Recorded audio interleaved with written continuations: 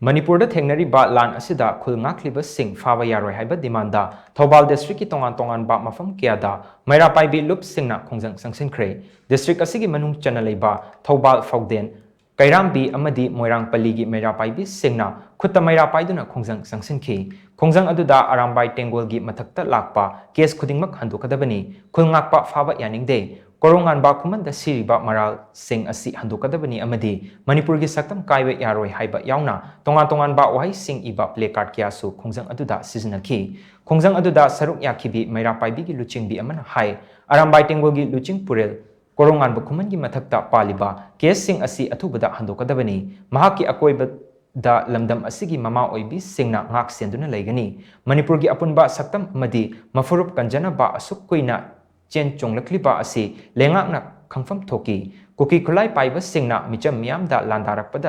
landarakpada tumina lesilaga masagi khul ngakchariba singda onsilakpa asi laibak thibani hainasu mahakna makhatana phongdokhi Thobal sabal tongba wangmataba